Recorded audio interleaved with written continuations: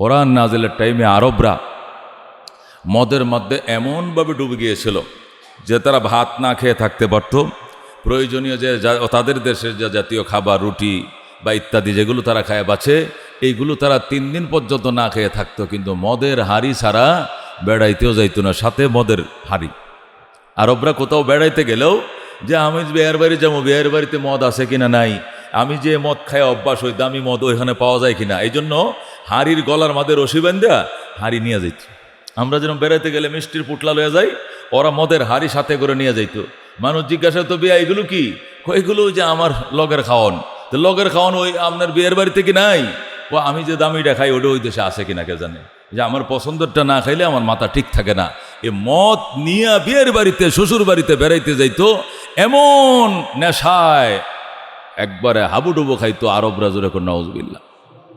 আল্লাহ রাব্বুল আলামিন তো আহকামুল হাকিমিন, চিন্তা করলেন নবী পাঠাবো, চিন্তা বললেন কোরআন পাঠাবো। আল্লাহু আকবার। সেই ইসমাইল আলাইহিস সালামের পরে আমাদের নবী আলাইহিস সালামের আগ পর্যন্ত এই মাঝখানে একদম প্রায় ধরেন না 5,500 বছর, কয় বছর? 5,500 বছর পর্যন্ত এই আরব, এই সৌদি আরব এই এরিয়ার মধ্যে কোনো নবী নেই। নবী আছে মিশরে, নবী আছে সিরিয়াতে, নবী আছে তুরস্কে, আরবের ওই সাইট অঞ্চলগুলোতে এসছে। কিন্তু মূল উম্মুল কোরা যেটাকে মক্কা মদিনা, ওই আশপাশে একবার আসছিলেন ইসমাইল, আর ইসমাইলের বংশ থেকে একবার আখেরি নবী আসছে মুহাম্মদুর রাসূলুল্লাহ সাল্লাল্লাহু আলাইহি ওয়াসাল্লাম। দীর্ঘ গ্যাপ ছিল ওই অঞ্চলের জন্য, এই অঞ্চলে নবী পাঠানোর বিশাল গ্যাপ ছিল। অনেক গ্যাপের পরে আল্লাহ নবী পাঠাইলেন, কোরআন পাঠাইলেন। পাঠায় রাব্বুল আলামিন পর্যায়ক্রমে এই মদ নিয়া, মদ সম্পর্কে নিরুৎসাহিত করা শুরু করলেন। ফার্স্টেই যদি বলে যে এটা খাওয়া যাবে না, রশি জুড়ে টান দিলে রশি ছিঁড়ে যাবে। প্রথমেই যদি বলে এই জিনিস খাওয়া যাবে না, হারাম, রশি চিকন রশি তো টান দিলে ছিঁড়েও যাইতে পারে। এই জন্য আল্লাহ রাব্বুল আলামিন ধীরে ধীরে ধীরে প্রথম নিরুৎসাহিত করলেন। বললেন যে এমন এক জিনিস, যে জিনিস খাইলে সম্পদ কমে, যে জিনিস খাইলে সুস্থ জ্ঞান কমে, এটা কি বিবেকের কাছে প্রশ্ন রাখবো? বলো তো দেখি এটা খাওয়া যায় কিনা। আল্লাহ তাআলা প্রথম আয়াত নাযিল করলেন সূরা নাহল থেকে, ওয়ামিন সামারাতিন নাখিলে ওয়াল আনাবে তাত্তাখিজুনা মিনহু সাকারা ওয়া রিজকান হাসানা। আল্লাহ বলেন ওয়ামিন সামারাতিন নাখিলে, সামারাত মানে ফল, নাখিল মানে খেজুর, খেজুর গাছের ফল দিয়া মানে খেজুর দিয়া, ওয়াল আনাবে আঙ্গুর ফল দিয়া। আরবরা তখন মদ বানাইতো খেজুর এবং আঙ্গুর, এটা কি করতো? হাড়ির ভিতরে ঢুকাইয়া ফসাইয়া পরে এটাতে কি বানাইতো? এই রস দেয়া 1 নম্বর মদ বানাইতো। আল্লাহ ওইটাকেই কোরআনের মধ্যে বলছেন ওয়ামিন সামারাতিন নাখিলে ওয়াল আনাবে, খেজুরের ফল মানে খেজুর ফল দিয়া আর আঙ্গুর দিয়া, তাত্তাখিজুনা মিনহু কি সাকারা, নেশা দ্রব্য তোমরা তৈরি করো, ও রিজকান হাসানা, এবং বলো এটার উপরে কোনো খাবার নাই। যেরকম নাউজুবিল্লাহ। আল্লাহ কয় এটা কি বিবেকের কাজ হলো? যে খেজুর জান্নাতি ফল, যে আঙ্গুর বেহেশতি ফল, এই জান্নাতি ফল দিয়া নেশাদ্রব্য বানাও, নেশার জাতীয় জিনিস বানাও, বানায়া আবার বলো রিজকান হাসানা। বা গাঁজা খাইলে ফাঁসা হয়, মদ খাইলে নেশা হয়, এটা একটা অন্যরকম খাবার, এটা রাজকীয় খাবার, এটা যারা খায় না এরা বুঝে কি এটা স্বর্গীয় খাবার। যেরকম নাউজুবিল্লাহ। আল্লাহ কয় তোমাদের বিবেকের কাছে প্রশ্ন রাখলাম, এই খেজুর ফল দিয়া আর আঙ্গুর ফল দিয়া নেশাদ্রব্য বানাও আর বলো এটা উত্তম খাবার, এটা হলো বিবেকের কাছে প্রশ্ন রাখলাম। এই আয়াত নাজেল হওয়ার সাথে সাথে, আয়াতটা নাজেল হয়েছে মক্কা নাজেল হওয়ার পরেই আল্লাহ নবী হিজরত করে মদিনায় চলে আসলেন। মদিনায় নবী আলাইহিস সালাম চলে আসার পরে ওমরে ফারুক রাদিয়াল্লাহু তাআলা আনহু, হযরত মুআয ইবনে জাবাল রাদিয়াল্লাহু তাআলা আনহু এবং একদল সাহাবায়ে কেরাম ফার্স্ট নবীর দরবারে সাক্ষাৎ করতে আসলেন আর বললেন ইয়া রাসূলুল্লাহ, ইয়া হাবিবাল্লাহ, এই আয়াতে কেমন যেন কি যেন আল্লাহ বলতে চাচ্ছেন। এই আয়াতের মধ্যে কেমন যেন আমাদের বিবেকের কাছে বিচার রাখছেন যে মদ এই জিনিস মনে হয় চিরদিন এটা হালাল থাকবে না। এই জিনিসের ব্যাপারে আল্লাহ আমাদের বিবেকের কাছে বিচার রাখছেন। আমি ওমর মনে করি এই জিনিসটা হারাম হবে, দেরি নয়। আপনি এই ব্যাপারে কিছু বলবেন কি যে মদ হারাম কিনা হালাল? আল্লাহর হাবিব সাল্লাল্লাহু আলাইহি ওয়াসাল্লাম বলেন ওমর, তুমিও যেরকম এই বিষয়ে এখনো সন্দিহান, আমিও সন্দিহান। তুমি যেরকম শিওর বলতে পারছো না এটা হালাল কিনা হারাম, আমিও যতক্ষণ পর্যন্ত হালাল হারাম চূড়ান্ত বর্ণনা করা না হবে আমি বলতে পারবো না। তবে বিবেকবানদের বিবেকের কাছে আল্লাহ বিচার দিয়েছেন, বিবেক খাটাইলে সম্পদ নষ্ট হয়, আকল নষ্ট হয়, এমন জিনিস না খাইলেই তো ভালো হয়। যেরকম সুবহানাল্লাহ। তারপরেও যদি চূড়ান্ত কিছু শুনতে হয় তাহলে বসো, অপেক্ষা করো, ওয়েটিংয়ে থাকো। হযরত ওমর রাদিয়াল্লাহু তাআলা আনহু বলেন, আমি হযরত মুআয ইবনে জাবাল রাদিয়াল্লাহু তাআলা আনহু এবং সাহাবায়ে কেরাম তখন এখানে বসাইছিলাম, প্রশ্ন করে বসাইছিলাম। নবী বললেন, এই সম্পর্কে তো হালাল হারাম তোর কিছু বলা হয় নাই, এই সুস্থ মস্তিষ্কের কাছে, জ্ঞানীদের জ্ঞানের কাছে বিচার দেওয়া হয়েছে। হালাল কিনা হারাম তোমরাই বুঝো। যে জিনিস দ্বারা মাল নষ্ট হয়, যে জিনিস খাইলে আকল নষ্ট হয়, এটা তো আসলে হালাল, চিরস্থায়ী হালাল থাকতে পারে না। এটা হারাম হবে, তুমি ওমর যেরকম বুঝো আমিও বুঝি, কিন্তু এই মুহূর্তে আমি হারাম বলতে পারবো না, যেহেতু হারাম ঘোষণা করা হয় নাই। আল্লাহর হাবিব ওমরকে বুঝাইতেছিলেন, ইতিমধ্যে জিবরাইল আলাইহিস সালাম এসে গেলেন। যেরকম সুবহানাল্লাহ। জিবরাইল আলাইহিস সালাম এসে বলতেছে, ওয়াসআলুনাকা আনিল খামরে ওয়াল মাইসির কুল ফীহিমা ইসমুন কাবীর ওয়া মানাফিউ লিন-নাস ওয়া ইসমুহুমা আকবারু মিন নাফইহিমা। যেরকম সুবহানাল্লাহ। আল্লাহ রাব্বুল আলামিন জিবরাইলকে দিয়ে আয়াত পাঠাইলেন, জিবরাইল আমার বন্ধুর কাছে ওমর এখনো বসা, জিবরাইল রে আমার বন্ধুর কাছে এখনো ওমর ফারুক বসা, মুআয ইবনে জাবাল বসা, সাহাবায়ে কেরাম বসা, তাদের বিবেক দিয়ে বিষয়টাকে বোঝার জন্য উপলব্ধি করছে। এ আল্লাহর হাবিব আপনার কাছে ওমর আসছে, এ আল্লাহর হাবিব আমার বন্ধু আপনার কাছে ওমর আসছে, মুআয ইবনে জাবাল আসছে, সাহাবায়ে কেরাম আসছে মত সম্পর্কে জানার জন্য। আপনি বলে দেন, ওয়াসআলুনাকা আনিল খামার ওয়াল মাইসির, আমার বন্ধু সাহাবায়ে কেরাম আপনার কাছ থেকে জানতে এসেছে মদ এবং জুয়া সম্পর্কে। কুল ফীহিমা ইসমুন কাবীর, আপনি ব্যর্থহীন ভাষায় বলে দেন, পরিষ্কার ভাষায় বলে দেন, বজ্র কণ্ঠে বলে দেন, ফীহিমা ইসমুন কাবীর, মদ খাওয়ার ভিতরে, জুয়া খেলার ভিতরে ভয়াবহ গুনাহ ও মানাফিউ লিন-নাস, এবং মানব জাতির জন্য সাময়িক শান্তিও সেখানে পাওয়া যায়।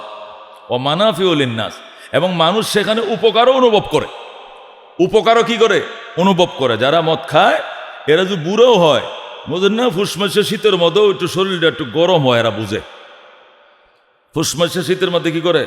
হ্যাঁ, মদ খাওয়াইনারা দেখছি খাতা কম্বল ফালায় দেখ, শরীর গরম হয়ে গেছে, লাভ দে উঠা, ওইটা লুঙ্গি কাঁচা দেয়ালে দেয়, শীতের মধ্যে দৌড়ায়, কি লেগা শীত গেছে গা। তাহলে সে মানাফিউ লিন-নাস, সাময়িক সে উপকার উপভোগ করে, শরীরটা একটু গরম হয়, হ্যাঁ, একটু রাজকীয়, মনের মধ্যে একটা ফুর্তি আসে কিনা? আল্লাহর হাবিব সাল্লাল্লাহু আলাইহি সাল্লাম হযরতে মুআয ইবনে জাবাল তার সামনে বসা, ওমর ফারুক রাদিয়াল্লাহু তাআলা আনহু তার সামনে বসা, সাহাবায়ে কেরাম তার সামনে বসা। ইতিমধ্যেই 2 নম্বর আয়াত নাজিল হলো, ওয়াসআলুনাকা আনিল খামার, ও দোস্ত আপনার কাছে সাহাবায়ে কেরাম এসেছে মদ সম্পর্কে জানার জন্য, ওয়াল মাইসির, জুয়া সম্পর্কে জানার জন্য। মদ জুয়া দুটি জিনিস সম্পর্কে জানতে এসেছে। কুল ফীহিমা ইসমুন কাবীর, বলে দেন এগুলোর ভিতরে ভয়াবহ গুনাহ, বড় বড় গুনাহ। ও মানাফিউ লিন-নাস, তবে সাময়িক উপকারও মানব জাতির জন্য সেখানে আছে। তবে মনে রাখবা, ওয়া ইসমুহুমা আকবারু মিন নাফইহিমা, উপকার যতই থাকুক না কেন ক্ষতির পরিমাণ লাভের চেয়ে অনেক অনেক গুণে বেশি। আল্লাহু আকবার। ওয়া ইসমুহুমা আকবারু মিন নাফইহিমা, এগুলো খাইলে যে গুনার পরিমাণটা, এটা লাভ যে সাময়িক, যারা তারা অনুভব করে, শরীর গরম হয়, শরীরটা হিট হয়, মনের মধ্যে একটু ফুর্তি আসে, এটা যে আসে, এর তুলনায়, লাভের তুলনায় লসের পরিমাণটা অনেক বেশি। ওয়া ইসমুহুমা আকবারু মিন নাফইহিমার অর্থ হলো, এই মদ এবং জুয়ার মধ্যে যে পাপ আছে, অপরাধ আছে, ক্ষতি আছে, ক্ষতির পরিমাণটা লাভের চেয়ে অনেক বেশি। আয়াত তেলাওয়াত করে হযরত ওমরকে আল্লাহর হাবিব শোনাইলেন। তরজমা তো করে দেওয়া লাগে না, মাতৃভাষায় আয়াত নাজিল হয়েছে, কোরাইশের ভাষায় কোরআন নাজিল হয়েছে। ওমর ফারুক রাদিয়াল্লাহু তাআলা আনহু, হ্যাঁ, আরবের 17 জন শিক্ষিত মানুষের মধ্যে উনি একজন শিক্ষিত ছিলেন। গত শুক্রবারে তার নিয়ে কিছু আলোচনা করেছিলাম, শেষ করতে পারি না। যা হোক, কিছুটা মাঝে মাঝে টাচ দিছিলাম গত শুক্রবারে হযরত ওমরের জ্ঞান গরিমা সম্পর্কে। তো হযরত ওমর 17 জন শিক্ষিত মানুষের মধ্যে, পণ্ডিতের মধ্যে একজন পণ্ডিত ছিলেন মক্কায়। তার সামনে আয়াত তেলাওয়াত করা হলো, বুঝতে কি আর বাকি আছে? হযরত ওমর চলে গেলেন। আল্লাহর হাবিব বলেন, ওমর কিছু বলে যাও, যাচ্ছ কিছু বলে যাও। তো কি বলবো? আল্লাহ তো বলছেন, ওয়া ইসমুহুমা আকবারু মিন নাফইহিমা, যেই মদ এবং জুয়ার লাভের তুলনায় লস অনেক বেশি, যে জিনিসের মধ্যে লাভ থেকে লস বেশি, এমন গোবর না খাইলে কি জীবনেও খাবো না, শপথ করেছি কোনোদিন খাবো না। হযরত ওমর বলেন, নিজেও না খাবো শপথ করলাম, আমার সাথে যারা ছিল সাহাবায়ে কেরাম তারাও শপথ করলো। আল্লাহর হাবিব সাল্লাল্লাহু আলাইহি সাল্লাম এরপরে এই আয়াত সকল সাহাবায়ে কেরামকে তেলাওয়াত করে শোনালেন। সাহাবায়ে কেরামের দুটি দল হয়ে গেল। বৃহৎ দল যেটি, বড় দল যেটি ছিল, তারা ওমরের মতোই সিদ্ধান্ত নিয়েছে যে এর মধ্যে লাভের চেয়ে লস বেশি, এমন জিনিস না খাইলে কি হবে। অধিকাংশ সাহাবায়ে কেরামে ছেড়ে দিল। আরেক দল সাহাবায়ে কেরাম বলল, আল্লাহ তো কিছু লাভের কথাও বলছেন, ডাইরেক্ট হারামের কথা তো বলেন নাই, যতক্ষণ হারামের ঘোষণা না আসবে এতক্ষণ পর্যন্ত খাইয়ে যাম। এই জন্য একদল খাওয়াতেই রইল আর বড় দলটা ছেড়ে দিল। এইভাবে দিন যাইতেছে যাইতেছে। কিছুদিন পর হজরতে সাদ ইবনে আবি ওয়াক্কাস রাদিয়াল্লাহু তাআলা আনহু, হজরত সাদ ইবনে আবি ওয়াক্কাস রাদিয়াল্লাহু তাআলা আনহু, আশারায়ে আব্দুর রহমান ইবনে আউফ রাদিয়াল্লাহু তাআলা আনহু, উনি হজরত আব্দুর রহমান ইবনে আউফ রাদিয়াল্লাহু তাআলা আনহু, উনি আশারায়ে মুবাশশারা সাহাবীদের 9 নম্বর সাহাবী, জান্নাতি টিকিটপ্রাপ্ত সাহাবীদের 9 নম্বর সিরিয়াল একজন সাহাবী। ওনার ছেলের বিয়া অথবা মেয়ের বিয়া বা অন্য কোনো অনুষ্ঠান মদিনায়, উনি মহাজের সাহাবী, উনি অনুষ্ঠান করলেন মদিনায়। অনুষ্ঠান করে আনসার মহাজেরদেরকে এখানে দাওয়াত দিলেন। আনসারি সাহাবীরাও অনুষ্ঠানে খেতে গেল, মহাজেরাও খেতে গেল। তো খাবার শেষে সাহাবায়ে কেরামের সামনে মদের হাঁড়ি এনে রাখা হলো, খান। তো যারা আগেই শপথ করেছে যে লাভের চেয়ে লস বেশি, ওরা কেউ খায় নাই। দাওয়াত খায়া বাস বরহানি টরহানি খায় গেছে, ওই লাল পানি আর খায় নাই, অধিকাংশ চলে গেছে। আরেক দলকে দে বেটা, এখনও তো আরাম হয় নাই, যেহেতু আরাম হয় নাই খাইতে সমস্যা কোথায়। একদল সাহাবায়ে কেরাম খেলেন, কিন্তু বড় দলটাই খান নাই। কার দাওয়াত? আব্দুর রহমান ইবনে আউফ রাদিয়াল্লাহু তাআলা আনহুর দাওয়াত খেয়ে বড় দলটি মদ এড়িয়ে গেলেন, খাইলেন না। ছোট দলটি বললেন দে। এরা মদ খাইল। মদ খায়া আড্ডা শুরু হয়েছে। যখন মাতাল হয়ে মাথায় ধরছে, এখন আড্ডা শুরু হয়েছে। আড্ডা চলতেছে, আল্লাহু আকবার। আড্ডা চলতে চলতে চলতে চলতে চলতে চলতে এক পর্যায়ে মাগরিবের টাইম হয়ে গেছে। মদিনা তো মাগরিবের টাইম। এখন মাগরিবের আজান দিয়েছে। যখন আজানের শব্দ শুনছে, তো এক সাহাবী বললেন, একামত দে, নামাজটা আমি পড়াবো। যিনি নামাজ পড়াবেন উনিও কিন্তু খাইছেন। তো খাওয়াটা তো নিষেধ নাই, হারাম না, লাভের চেয়ে লস বেশি বলা হয়েছে, নিরুৎসাহিত করা হয়েছে, কিন্তু খাইতে নিষেধ তো করা হয় নাই। এই জন্য একদল খায় নাই, তারাও ভালো। যারা খেয়েছে তারাও তো আর হারাম জিনিস খায় নাই। তো খাওয়ান্যদের মধ্যে একজনেই ইমামতির জায়গায় দাঁড়াইছে যায়। কোনো কোনো কিতাবে পাওয়া যায় উনি খোদ হজরতে আলী ছিলেন। কোনো বর্ণনা পাওয়া যায় ইমাম সাহেবের নাম কি শেরে গোদা আলী। আর কোনো কিতাবে বলে যে অন্য কোনো সাহাবি। যা হোক, সাহাবি তো আল্লাহর হাবিবের কোনো সাহাবি বলেন একামত দেয়। মাগরিবটা পরেই বাড়িতে বাইরে। অনেক সময় খাইতে দেরি হয় না, খাইতে দেরি হয়। কালকে আমার দাওয়াত ছিল কলেজে, এই স্কুলে এনে ফারুক ইকবালে। আমি আসছি রাতে 11টার পরে। আমি জানতাম দাওয়াতটা দিনের দুপুরে, কিন্তু পরে জানছি রাত্রে তো আমার মাহফিল ছিল। ওই বেড়াত একবার বেড়াত নামায় একবারে বগার দিয়া নাকি দেখো একবার লাস্টে রূপগঞ্জের সাথে এই 100 ফিট দিয়ে যাইতে যাইতে যাইতে লাস্ট মাথা নদীর পারে। সেখান থেকে রওনা করছি 10:30 বয়ান শেষ করে এখানে আসছি। ওরাই একটা মোটরসাইকেল দিয়ে আমার এখানে পৌঁছায় দিয়ে গেছে। আমি বললাম যে আমারটা দাওয়াত যাইতেই হবে, এমন আনবা আল্লাহর বন্দা, না গেলে মন খারাপ করব। আসলাম তখন রাত্রে 11:30 বাজে মানুষ দাওয়াত খাইতে আহে। তো এটা কোনো কারণে ব্যাকরণে হয়েছে, একটু দেরি হয়ে গেছে, কিন্তু খাবার দাবার সব ছিল। আইসা থেকে আমি এখানে এখনও আরো 20-50 জন খাইতেছে, সুবহানাল্লাহ। তো খাওয়া দাওয়া করলাম। হযরতে আব্দুর রহমান ইবনে আউফ রাদিয়াল্লাহু তাআলা আনহু লাল পানিও দিলেন, খা, যারা খাইতে মন চায় খান, নিষেধ তো হয় নাই। একদল সাহাবায়ে কেরাম খেলেন, আরেকদল বড় সাহাবায়ে কেরামের বড় দলটা তারা খেলেন না। খাইতে খাইতে গল্প গুজব করতে করতে মাগরিবের আজান দিয়ে দিল। শেরে খোদা আলী অথবা অন্য কোনো সাহাবী ইমামতির জায়গা দ্বারা এখন মুয়াজ্জিন আজান দেন, একামত দেন। মুয়াজ্জিন সাহেব যখন একামত দিল, ইমাম সাহেব নামাজ শুরু করলো। প্রথম রাকাতে সূরা কাফিরুন, প্রথম রাকাতে সূরা কি কাফিরুন, কুলিয়া আইয়ুহাল কাফিরুন, এটা সূরা আছে না? প্রথম রাকাতে কাফিরুন। কিন্তু মাল যে খাইছে আসরের পরে, মাগরিবের আগে এখন এটা নেশা কাটে নাই, দামি মাল খাইছে, বুঝেন? এটা 2-2.5 ঘন্টা ছাড়া তো এটা কি হবে না, এটা ক্লাস্টারটা কাটবে না। এখন এর মাথায় তো রয়ে গেছে। এখন যখন কাফিরুন শুরু করছে, এখন তেলাওয়াত করে কুলিয়া আইয়ুহাল কাফিরুন আবুদু মা তাবুদুন তাবুদু মা আবুদুন লাকুম দীনুকুম ওয়ালিয়া দিন। আল্লাহু আকবার, সামি আল্লাহু লিমান হামিদা। আবুদু মা তাবুদুন তাবুদু মা আবুদুন লাকুম দীনুকুম ওয়ালিয়া দিন, মানে ওয়ালা এক জায়গাও বলে নাই। কুলিয়া আইয়ুহাল কাফিরুন লা আবুদু মা তাবুদুন ওয়ালা আনতুম আবিদুনা মা আবুদ ওয়ালা আনা, এই লা এক জায়গা বলে নাই, শুধু আবুদু মা তাবুদু মা আবুদুন লাকুম দীনুকুম ওয়ালিয়া দিন। আল্লাহু আকবার। যখন ইমাম সাহেব পড়ে রুকুতে গেছে, মুসল্লি 3 ভাগ হয়ে গেছে, একদল নামাজ থয়ে দিছে দৌড়। কয় পাগলে বলে কি, হে বলে কি, একদল নামাজের তরিকা ছেড়ে দৌড় দিছে পয়গম্বরের কাছে বিচার দেখো। দেখছেন নি ইমাম সাহেব যে আজকে সূরা পড়ছে, এমন ভুলের ভুল নমাজ হইব নি। একদল দিছে তরিকা ছাইরা, আর একদলে হাসে, আর একদল তরিকার মধ্যে আসে। সালাম ফিরানোর পরে কয় লা কি ভুলে গেলেন? আমি কি লা বলি নাই? না, কই যে লাল পানির নেশা এখনো রয়ে গেছে। সব মিললে আল্লাহর হাবিবের দরবারে গেছে। ইয়া রাসূলুল্লাহ, হাবিব আল্লাহ, আফতিনা ফিস শারাব, আমাদেরকে শরাব সম্পর্কে কিছু বলেন। আল্লাহ নবী ভাষণ দিলেন আর বললেন সায়ানজিলু ফিহা আমরা, সাবধান হয়ে যাও, অতি শীঘ্রই আল্লাহ সিদ্ধান্ত শোনাবেন, মত সম্পর্কে সিদ্ধান্ত শোনাবেন। কাজটা কি করলো? নামাজ আবার পড়ো। পরে উজু টুজু কইরা নেশা কাটার পরে আবার নতুন করে আবার কি পড়াইছে? নামাজ পড়াইছে। আর আগেরটার জন্য তওবা করো, মাথা ঠিক ছিল না, এই জন্য গোনা হবে না, যেহেতু মাথা ঠিক ছিল না, এখনও যেহেতু হারাম হয় নাই, এই জন্য বলবো না যে হারাম কাজ করছো, কিন্তু এই কাজটা ঠিক হয় নাই, যে তোমার মাথা ঠিক ছিল না, তো নামাজে দাঁড়াইলা কেন? এই নেশা কাটার পরে পয়গম্বর আবার এদেরকে নামাজ পড়ালেন। নামাজ পড়ানোর পরে এদেরকে নিয়ে বসলেন। বসার পরে আল্লাহ রাব্বুল আলামিন 3 নম্বর আয়াত নাজিল করলেন। যেরকম সুবহানাল্লাহ। দেখেন আস্তে আস্তে এখনো চেইন টানতেছেন আল্লাহ, হার্ড লাইনে যাচ্ছেন এখনো। আল্লাহ 3 নম্বর আয়াত নাজিল করে বলেন ইয়া আইয়ুহাল্লাযীনা আমানু লা তাকরাবুস সালাতা ওয়া আনতুম সুকারা। যেরকম আল্লাহু আকবার। ইমানদারেরা রে, আমি আস্তে আস্তে ব্যবস্থা নিতেছি। নামাজের কাছেও যাইও না যখন তুমি নেশা পান করে মাতাল থাকবে। সুবহানাল্লাহ।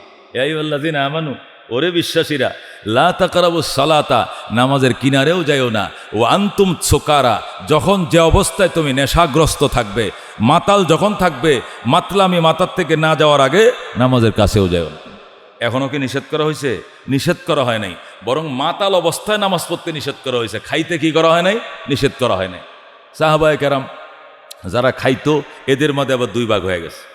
যারা ছেড়ে দিয়েছে প্রথম পর্বে, ওরা তো শেষেই, দ্বিতীয় পর্ব সরছে, ওরা তো ছাড়ছেই। তৃতীয় পর্বে আইসা যখন আল্লাহ বললেন যে নেশাগ্রস্ত অবস্থায় নামাজের কিনারেও যাইও না, লা তাকরাবুস সালাতা ওয়া আনতুম সুকারা, নেশা অবস্থায় নামাজের কিনারেও যাইও না। এই যে ওয়া আনতুম সুকারা মানে নেশা, যে অবস্থায় তুমি নেশা মাতাল, এই মাতাল অবস্থায় নামাজে যাইও না। কথাটা কিন্তু মাতাল অবস্থায় নামাজের কাছে যায় না বলা হয়েছে। কিন্তু একদল ভণ্ড এখন কি বলে, আল্লাহ তো নিজেই বলছে লা তাকরাবুস সালাতা, নামাজ তো পড়তাই না, নামাজের কাছেও যাইও না।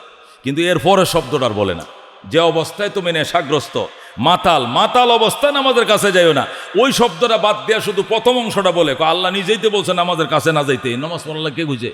নামাজ পড়া লাগতো না। এই জন্য এই বন্ডরা কি বলে, নামাজ লাগতো না, আল্লাহ তো কোরআনের মধ্যেই কইছে লা তাকরাবুস সালাতা, নামাজের কাছেও যাইও না, তো নামাজ পড়বো কি লেগে? এই জন্য আমরা নামাজ পড়ি না। কিন্তু আল্লাহ তো লা তাকরাবুস সালাতার পরে ও আনতুম সুকারা বলেছেন, এবং কোন পরিস্থিতি বলেছেন ওইটাও তো ভেঙ্গে বলতে হবে। যে অবস্থায় তুমি মাতাল অবস্থায় নামাজ পড়ে সূরা কাফিরুন ভুল করেছো, এইরকম মাতলামি অবস্থায় নামাজে যেও না। যে না মাতলামি অবস্থায় নামাজ পড়তে গেলে সূরা কেরাত ভালো পড়ো না, ভুল পড়ো না, মন্দ পড়ো, তোমার মন থাকে না, এই মাতাল অবস্থায় নামাজের কিনারে যেও না। যখন এই 3 নম্বর আয়াত নাজিল করলেন, তখন সাহাবায়ে কেরাম যারা পান করার পক্ষে ছিলেন, এরা আবার 2 ভাগ হয়ে গেল। এক ভাগ বলল যে জিনিস খাইয়া, যে গু গোবর খাইয়া নামাজের কিনারে যাইতে নিষেধ করা হয়েছে, এমন গু না খাইলে কি হবো? খামো না। হালাল হোক আর হারাম হোক, যাই হোক, হালাল হইলেও খামো না। আল্লাহ তো হারাম ঘোষণা এখনো করে নাই। বাদ বাকি যে জিনিস খাইয়া নামাজের কিনারে যাইতে নিষেধ করা হয়েছে, এমন জিনিস খামো না। আজকে কানা ধরে শপথ করছি। এই খাওয়ান্যদের মধ্যে একটা বড় গ্রুপ এদিন থেকে শপথ করলো, যে জিনিস খেয়ে নামাজের কিনারে যাইতে নিষেধ করা হয়েছে, এই জিনিস জীবনে আর খামো না। ধরে আল্লাহু আকবার। সাহাবায়ে কেরামের আরেকটা দল ছেড়ে দিল। এখন ক্ষুদ্র একটা দল রয়েছে, এরা এখনো খাওয়ার পক্ষে। এখন হেরাজ দলিল কি? হেরা কয় আগে আল্লাহ খাইয়া নামাজের কিনারা যাইতে না করছে, এখন নামাজ পড়ে খামো। খাইয়া নামাজের কাছে যেতে না করছে, তা আমরা খাইয়া যাবো না, আগে নমাজটা পড়লাম। আগে কি করবো? নমাজটা পড়ে, এশার নামাজটা পড়ে যে কলকি টানা শুরু করবো, ফজর পর্যন্ত টানবো আল্লাহ দিলে। একবার ফজর ফাজানের 1 ঘন্টা আগে সারি দিব, বা মাথা ঠিক হয়ে যাবো, পরে আবার ফজর নামাজ পড়বো। খাইয়া না নামাজ পড়তে নিষেধ করছে, নামাজ পড়ে খাইতে তো নিষেধ নাই, এবার থেকে নামাজ পড়ে খাওয়া ধর্ম। একদল নামাজ পড়ে খায়। তো আরেক দিনের ঘটনা মদিনায়, সব হাদিসের ঘটনা। মদিনায় আরেক দিনের ঘটনা, হজরতে আল্লাহ ইতবান ইবনে মালিক রাদিয়াল্লাহু তাআলা আনহু মুহাজির সাহাবী আনসারী সাহাবী হযরত ইতবান ইবনে মালিক রাদিয়াল্লাহু তাআলা আনহু উনি আনসারী সাহাবী। ওনার ছেলে বামের কোনো বিয়ের অনুষ্ঠানে অথবা যে কোনো সামাজিক অনুষ্ঠানে আবার দাওয়াত করলো সাহাবায়ে কেরামকে। সাহাবায়ে কেরামের মধ্যে আনসার মুহাজিররা সাহাবায়ে কেরাম খানাপিনা খাইলেন। খানাপিনা খাওয়ার পরে বললেন, কারা কারা নামাজ পড়ে আইছেন? কয় না জোর নামাজ পড়ে আসি আমরা। এখন কটা বাজে? 3টা। কোনা জোর তো পড়ে এসেছি 12:30 পৌনে 1টায়। নামাজ পড়ে খাইছি। তাহলে নামাজ যারা পড়ে আইছেন খাইলে খাইতে পারেন, ব্যবস্থা কিন্তু আছে, এই যে লাল পানি খান। তো ওখানে তো 14 আনা সাহাবি তো 3 পয়েন্টে ওরা বাদে হয়ে গেছে, ওরা খাবে না। এই 2 আনা যারা ছিল খাওয়ার পক্ষে, এরা কয় যে নামাজ যেহেতু পড়ে আইছি এগুলো খাইয়া না নামাজের কিনারে যাইতে নিষেধ হইছে, এখন তো নামাজ পড়ে খাইছি, তাহলে সমস্যা নেই, দাও একটু খাই। এই গ্লাসে নইয়া তারা খাইল। এই খাওয়ান্যাদের মধ্যে কিছু সাহাবায়ে কেরাম ছিলেন, তারা খাওয়া দাওয়ার পরে এই যে আবার মাথায় ধরছে। তো নেশা জিনিস তো মাথা তো ধরবেই। মাথায় যখন ধরছে, যারা খেয়েছিল তার মধ্যে একজন সাহাবী ছিলেন, ওনার নাম হলো হযরত সাদ ইবনে আবি ওয়াক্কাস রাদিয়াল্লাহু তাআলা। উনিও আশারায়ে মুবাশশারা 10 জনের মধ্যে উনারও নাম আছে। আবু বকর ফিল জান্নাহ, ওমর ফিল জান্নাহ, ওসমান ফিল জান্নাহ, আলী ফিল জান্নাহ, তলহা ফিল জান্নাহ, জুবাইর ফিল জান্নাহ, সাদ ইবনে আবি ওয়াক্কাস ফিল জান্নাহ। 7 নম্বর সাহাবী। 7 নম্বর সাইদ ইবনে যায়েদ ফিল জান্নাহ। ওই যে আগে বলছিলেন আব্দুর রহমান ইবনে আউফ ফিল জান্নাহ। আর 10 নম্বর আবু উবাইদা ইবনে জাররাহ ফিল জান্নাহ। জোরে কোন সুবহানাল্লাহ। ওই সাদ ইবনে আবি ওয়াক্কাস রাদিয়াল্লাহু তাআলা আনহু, যিনি এই 10 জন জান্নাতি সাহাবীর মধ্যে 7 নম্বর যার সিরিয়াল, উনিও খাওয়ার পক্ষে ছিল। উনি জোর নামাজ পড়ে দাওয়াত খেতে গেছে শহীদ ফারুক ইকবাল স্কুলে। কখন গেছে? জোর নামাজটা পড়ে বৃহস্পতিবার, ছাত্র ছুটি হয়ে গেছে, খাবার দিয়ে দিছে। উনি খাওয়া দাওয়াটা করছে, কইরা পরে মাল দিছে। কয় এখন তো নামাজ পড়ে ফেলেছে, এখন খাইলে সমস্যা না, 70 দেরি আছে, 5:15, এর মধ্যে মাথা মোতা ঠিক হয়ে যাব। হযরত খায়া ফেলাইছেন। খাওয়ার পরে নেশা হওয়ার পরে তো আবল তাবল বকে, কয় সঙ্গীত অনুষ্ঠান হবে, কনসার্ট হবে, সঙ্গীত অনুষ্ঠান হবে, সঙ্গীত পড়ো। এই সঙ্গীত পড়া শুরু হয়েছে। সঙ্গীত পড়তে পড়তে পড়তে পড়তে হঠাৎ সাদ ইবনে আবি ওয়াক্কাস রাদিয়াল্লাহু তাআলা আনহু এক পর্যায়ে মুহাজিরদের সুনাম নিয়ে সঙ্গীত পড়া শুরু করলেন। আমরা মক্কার সাহাবীরা, আমাদের সাথে মদিনার তোরার কি তুলনা আছে বেটা? আমরা রসুলের প্রেমে ঘর বাড়ি ভিটা বউ বাচ্চা সব ছেড়ে পয়গম্বরের মহব্বতে বেটা মদিনায় আইছি। আর তোরা মদিনায় নিজ ঘর বাড়িতে থাইকা নিজেরাও খাস, আমগুরে খাওয়াস, নিজের এটা ঠিক রেখে পরে আমগুরে খাওয়াস। তোদের কুরবানি আর আমাদের কুরবানি রাত দিন তফাত। আমরা জান্নাতে যাওয়ার আগে তোরা লাইনেও দাঁড়াইতে পারতি না। আল্লাহু আকবার। মানে মা নেশা হইয়া এখন বলতেছে, ভালো কথাই বলতেছে, বলতে বলতে এক পর্যায়ে মুহাজিরদের খুব প্রশংসা করে ফেলছে। আর আনসারি সাহাবী যারা মদিনার, ওনাদেরকে একটু হেজু করছে, হেজু মানে একটু খাটো করছে, মুহাজিরদেরকে বড় করছে। এই আমাদের সাথে কোনোদিন তোরা বসবি না, আমাদের সাথে তোরা লাগবে না, আমাদের সাথে কি তোরা যায়? এ আনসারিরা, তোরা কি মুহাজিরদের সাথে যাস? মুহাজির কারে কই জানোস? পয়গম্বরের মহব্বতে ঘর বাড়ি ভিডা বউ বাচ্চা সব মক্কায় থইয়া, খোদার গড়টা মক্কায় থইয়া, এই আরাফার ময়দানটা থইয়া, জাবালে নূর জাবালে সোর সব রহমতের বাড়িঘর সব থইয়া বেড়া নবীর মহব্বতে তুকু দেশাইছে। আওয়ার পরে কি করছোস? 2টা ঘর আছে, একটা করে তোরা থাকোস, 8টা করে আমগো থাকতে দিছোস। তোরা কি বাড়ি ঘর থুয়ে গেছোস কোথাও? যাস নাই। তাহলে এই কুরবানি, আমাদের কুরবানি 100 গুণ আর তোদের কুরবানি 10 গুণ হবে না। এই কথাটা নেশাগ্রস্ত হয়ে বলতেছে। সুস্থ অবস্থায় কিন্তু আনসারীদের বদনাম তারা করে না, মিলেমিশে তারা থাকে। কিন্তু নেশায় আইসে হযরত সাদ ইবনে আবি ওয়াক্কাস রাদিয়াল্লাহু আনহু পাঠ করা শুরু করলেন, কবিতা পাঠ শুরু করলেন। আর দাওয়াতও খাইছে আনসারির বাড়িতে, আবার বদনামও করতেছে আনসারিদের। আর হেরা বাড়িল মক্কায়, যাদের বদনাম করে হেগর বাড়ি মদিনায়, দাওয়াতও তাদের বাড়িতে খাইতেছে, হেদের বাড়িতে খাইয়া হেদের বাড়িতে বদনাম। আরেক সাহাবি কয়, হ্যাঁ আমগো বাড়িতে খাই বাবার আমগোর বদনাম, যে হাড্ডি দেখা হয়েছে এই হাড্ডিতে মাথা ফাটাইলাম বাড়ি দিয়া। ওই আস্তা ছাগল যে জবে করছে, আরবরা তো আস্তা আস্তা ছাগল, আমগো তো আস্তা মুরগি দেখেন না, ফ্রাই করে ফেলে, হ্যাঁ শিক কাবাব আর মুরগির কাবাব দেখেন না, ওই আরবরাও ছোট ছোট দম্বা ছাগল আস্তা কি করে ফ্রাই করে কইরা পরে এখান থেকে ছাকু দেখাইটা কাইটা আরবরা মিলে এখনো আছে। আস্তা উঁট এরা বৈশা শেখরা বৈশা খেয়ে ফেলে। তো আস্তা ছাগল যদি ছিল, ছাগল খাওয়া দাওয়ার পরে লম্বা লম্বা হাড্ডি ছিল না, ওই হাড্ডি এক সাহাবি নিয়া সাদ ইবনে আবি ওয়াক্কাস আশারায়ে মুবাশশারা জান্নাতি 7 নম্বর সাহাবি সুসং সাহাবির মাথায় এমন জোরে বাড়ি দিছে, জায়গায় 2 ফালা গেছে, মাথা ফাইটা রক্ত ছুটছে। আল্লাহু আকবার। সাহাবায়ে কেরামের কাছে সাদ ইবনে আবি ওয়াক্কাসের বিরাট মর্যাদা, কারণ আল্লাহর জমিনে এই মাটিতে বৈশা যে জান্নাতের টিকিট পাইছে, এ তো সাধারণ সাহাবি না। জোরে আল্লাহু আকবার। এই সাহাবির মাথা ফাড়াই লাইছে, এই সাহাবিরে দইরা রুমাল দিয়ে মাথায় রক্ত কোনো মতে আটকায় পয়গম্বরের কাছে নিয়ে গেছে। ইয়া রাসূলুল্লাহ, শেষ, সব শেষ। কি কই? মদে তো সব ধ্বংস করে দিল। আজকে নামাজ ভাঙ্গে, কালকে কেরাত বল হয়, পরের দিন লা আল্লাহ কুম দিন কুমলিয়া দিন, আরেকদিন লা বলে না, আজকে মাথা ফাটাইছে। এই গেঞ্জাম আর কত সহ্য করবেন কোন? আল্লাহর হাবিব সাল্লাল্লাহু আলাইহি সাল্লাম কয় কার মাথা ফাটছে? কয় আপনার সাদের মাথা ফাটছে। আল্লাহর হাবিব কয় হায় হায় আমার জান্নাতি সাহাবীরা, এটা মরতে দেরি হবে, জান্নাতের গেট খুলে দিতে দেরি হবে না। যেরকম আল্লাহু আকবার। আমার এই সাহাবীর মাথা ফাটাইছে। ফাটাইছে কি এমনে? হে কবিতা ফাট করে, যার বাড়িতে দাওয়াত খাইছে হের বিরুদ্ধে বদনাম গায়, এই এলাকার মানুষ সহ্য করতে পারছে, দিছে মায়ের। হাসা কহ। আল্লাহর হাবিব সাল্লাল্লাহু আলাইহি সাল্লাম আছর বিছায়া দিলেন আল্লাহর দরবারে, আল্লাহ হুম্মা বাইল লানা ফিল খামরে বয়ানান শাফিয়া। আল্লাহ এই মদের বিচার আমি আর কত করব? আজকে এই ফ্যাস লাগছে, কালকে ওই ফ্যাস লাগছে, আজকে নামাজ নষ্ট হয়েছে, কালকে মাথা বাড়াইছে, নানান সমস্যা এক একদিন এক একটা। আল্লাহ হুম্মা বাইল লানা ফিল খামরে বয়ানান শাফিয়া। আয় আল্লাহ মদ সম্পর্কে চূড়ান্ত সিদ্ধান্ত শোনায় দাও। যেরকম আল্লাহু আকবার। আমি চূড়ান্ত সিদ্ধান্ত, এটা হালাল কিনা হারাম এটা কয়ে দাও। নমাজের আগে পরে বুঝি না, পরে বুঝি না, লাভ বুঝি না, লস বুঝি না, হালাল কিনা হারাম পরিষ্কার বলে দাও। যেরকম আল্লাহু আকবার। আল্লাহর হাবিব সাল্লাল্লাহু আলাইহি ওয়াসাল্লাম আঁচল বিছিয়ে দিলেন, আল্লাহ দরবারে ফরিয়াদ করেন, আল্লাহ আল্লাহুম্মা বাইয়িন লানা ফিল খামরে বয়ানান শাফিয়া। আল্লাহ গো শরাব সম্পর্কে, মদ সম্পর্কে চূড়ান্ত বয়ান শোনাও। পয়গম্বর আঁচল উঁচু করে রাখছে, আল্লাহ সূরা মায়েদার চূড়ান্ত আয়াত দিয়ে জিবরাইলকে পাঠিয়ে দিছে। হযরতে জিবরাইল এসে কয় রাসূলুল্লাহ ইয়া হাবিবাল্লাহ আর কাইদেন না, মদ সম্পর্কে আল্লাহ চূড়ান্ত আয়াত দিয়ে আমারে পাঠাইছে। যেরকম আল্লাহু আকবার। নবী বলেন জিবরাইল তেলাওয়াত করে শোনাও। তখন জিবরাইল তেলাওয়াত করে শোনাইয়া আইয়ুহাল্লাযীনা আমানু ইন্নামাল খামরু ওয়াল মাইসিরু ওয়াল আনসাবু ওয়াল আজলামু রিজজুম মিন আমালিশ শাইতান ফাজতানিবুহু লাআল্লাকুম তুফলিহুন। যেরকম আল্লাহু আকবার। আল্লাহ সূরা মায়েদার আয়াত নাযিল করলেন 29 নম্বর আয়াত, তাই না? মায়েদার 29 অথবা 30 হবে। এই সূরা মায়েদার ওই নির্ধারিত আয়াত চূড়ান্ত চতুর্থ পর্যায়ের আয়াত। এটা মদ সম্পর্কে 4 নম্বর স্টেপে এসে চূড়ান্ত বয়ান করে আল্লাহ বলেন ইয়া আইয়ুহাল্লাযীনা আমানু, হে ঈমানদারেরা চূড়ান্ত বয়ান শোনো। আমার বন্ধু কাঁদে, আমার বন্ধুর চোখের পানি আমি আর সহ্য করতে পারি না, আজকে চূড়ান্ত বয়ান শোনাইলাম। ইন্নামাল খামরু নিঃসন্দেহে মদ, ওয়াল মাইসিরু জুয়া, ওয়াল আনসাব মূর্তি পূজা, ওয়াল আজলাম বাগ্যলিপি রিজজুন, এগুলো নাপাক, এগুলো নাপাক, এগুলো ইতর, এগুলো নোংরামি, মিন আমালিশ শয়তান, এগুলো সব শয়তানের কাজ। ফাজতানিবুহু, আজকের থেকে চূড়ান্ত সিদ্ধান্ত এগুলো সম্পূর্ণ পরিহার করো। যেরকম আল্লাহু আকবার। মানে হারাম, মানে হারাম। যেরকম আল্লাহু আকবার। ইন্নামা ইউরিদু শাইতান, শয়তান চায় আইয়ুকিয়া বাইনাকুমুল আদাওয়াতা ওয়াল বাগযা, তোমাদের মাঝখানে শত্রুতা এবং বিদ্বেষ তৈরি করার জন্য।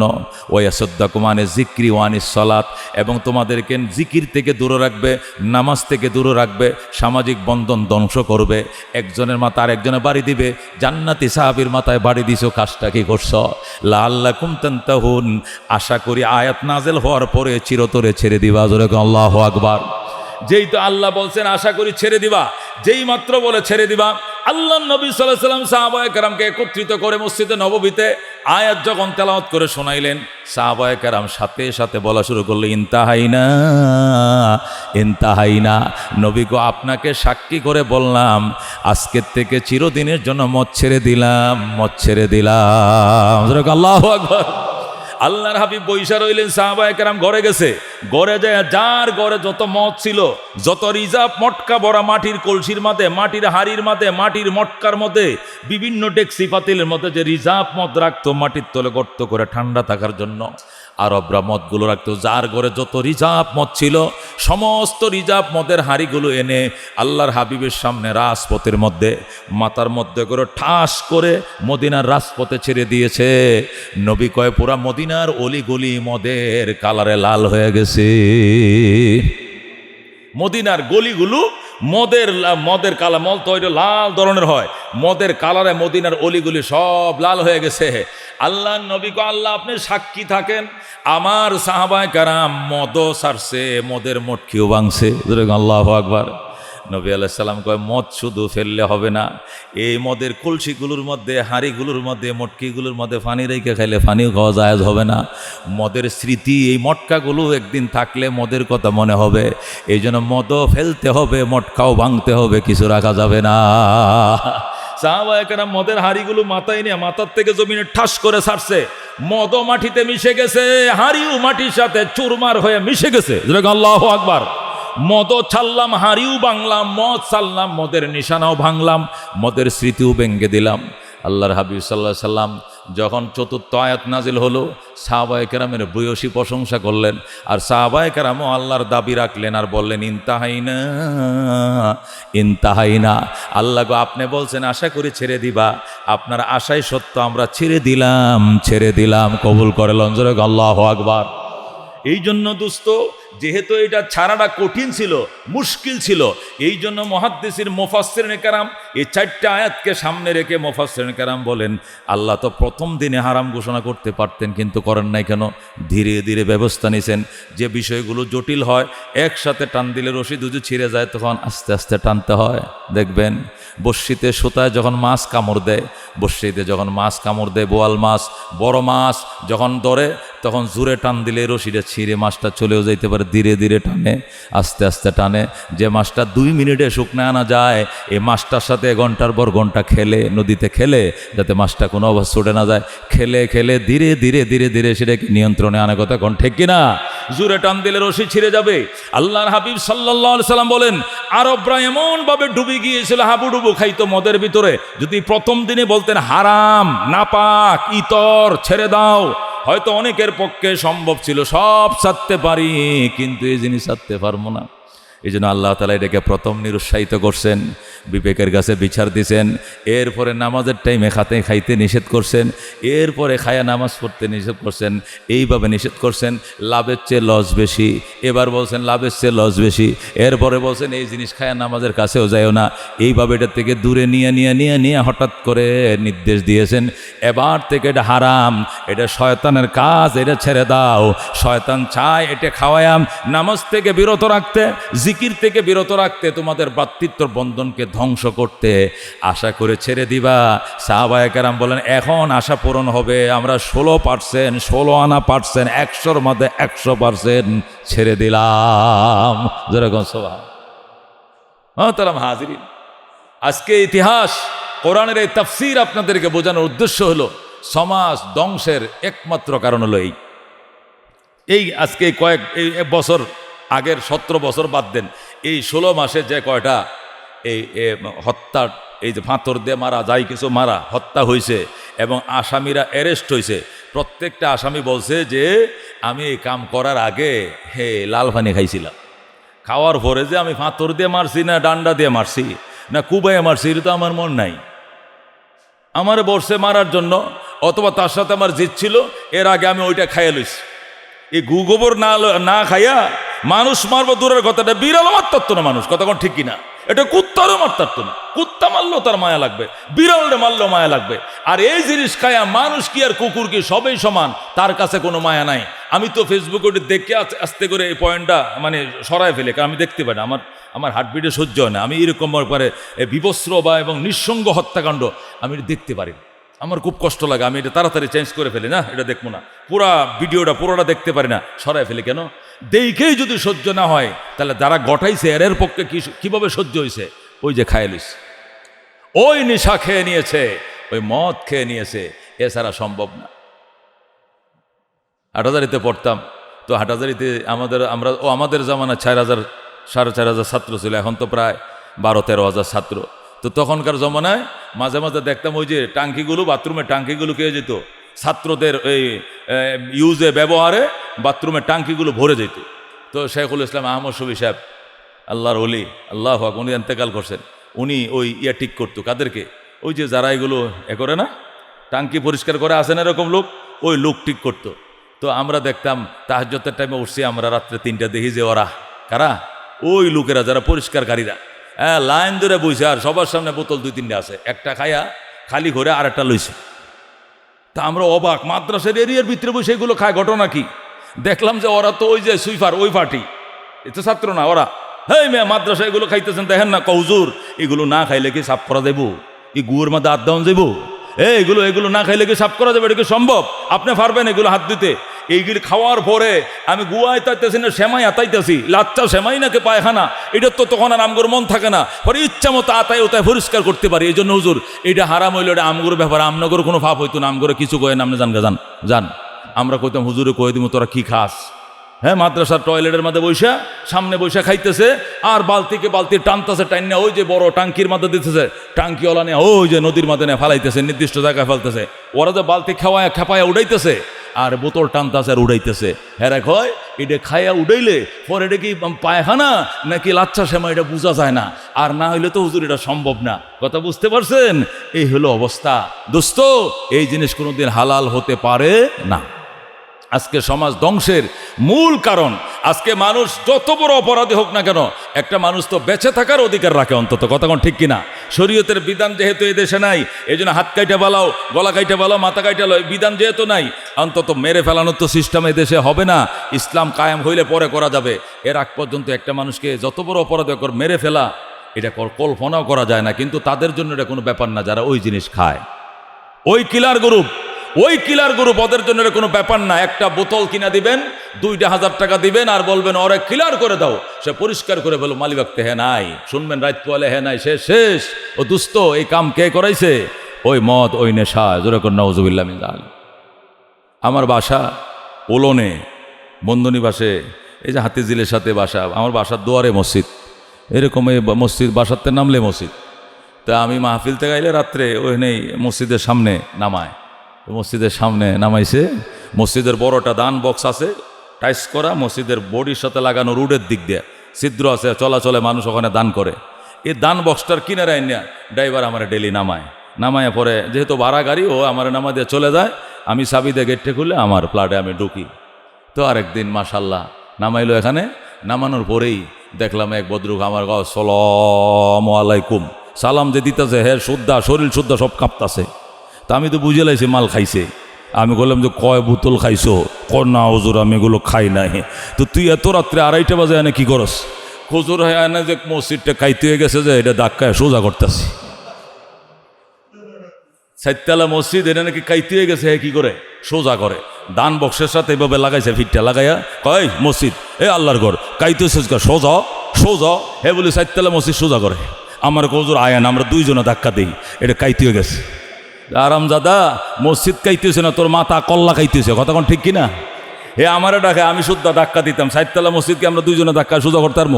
হে দেখতেছে যে মসজিদ কাইতে গেছে। মসজিদ কি কাইতেছে না, তার মাথা কাটছে, তার কল্লা কাইতেছে। আমি কয় বোতল খাইছস? হেরেও চিনি, ওর বাপেরও চিনি। আমি দাঁড়া, আমি আজকে গুমুত্তুন উঠে আল্লাহ বাসাইলে তোর বাপেরে ফাইলে কম, আমার ফায়া ধরে কয় আব্বারে কয়ে না আর খাইতাম না, বাবারে কয়ে না আর খামো না। তাহলে চিন্তা করেন, 3তলা মসজিদ সে ধাক্কায় সোজা করে, সে কেমন জিনিসটা খাইছে। আমারও ডাকে, আমি ওনাকে ধাক্কা দিতাম, 2 জনে ধাক্কা দিলে মসজিদ সোজা হয়ে যাবে। হুজুর আহেন মসজিদটা ধাক্কা দেন, জোরে করে নাউজুবিল্লাহ মিন যালিক। ও দোস্ত, এই হারাম গোবর এটা হালাল হইতে পারে? এই জিনিস ক্যান্সারের রূপ ধারণ করছে, বিশেষ করে শহরতলিগুলোতে। কথা ঠিক কিনা? এগুলো ক্যান্সারের রূপ ধারণ করছে। যার সাথে যার জিদ আছে, জিদ মিটানোর জন্য কিছু টাকা ওদেরকে দিয়া বোতল লাগাই দিলে দেখবেন ওরা ক্লিয়ার, পরিষ্কার হয়ে গেছে। দোস্ত, এই থেকে যদি রক্ষা না করা যায়, সমাজ, সন্তান, নাতিপতি সব ধ্বংস হয়ে যাবে। এই জন্য নিজেও এটা ভদ্র সমাজের মা বাবাও এটাকে হালাল মনে করে না, নবীও হালাল মনে করে না, রসুলও হালাল মনে করে নাই, আল্লাহ হালাল মনে করে না, সুস্থ সমাজ হালাল করে না, প্রশাসন এটাকে হালাল মনে করে না। শুধু আপনার সন্তানটা কায় কেমন করে এই গোবর খাইতে দিবেন না। যদি বাঁচতে চাও সুস্থভাবে, পিতামাতা হিসাবে সন্তানের আদর যত্ন পাইতে চাও বৃদ্ধকালে, যে সন্তানকে অন্তত এই কুখাদ্য থেকে সন্তানকে হেফাজত করেন। আল্লাহ তাআলা আমাদেরকে আমল করার তৌফিক দান করুক, যেরকম আমিন। ওয়া আখিরু দাওয়ানা আনিল হামদুলিল্লাহি রাব্বিল আলামিন। যারা সুন্নত পড়ে নেই, 4 রাকাত সুন্নত পড়ে নেই।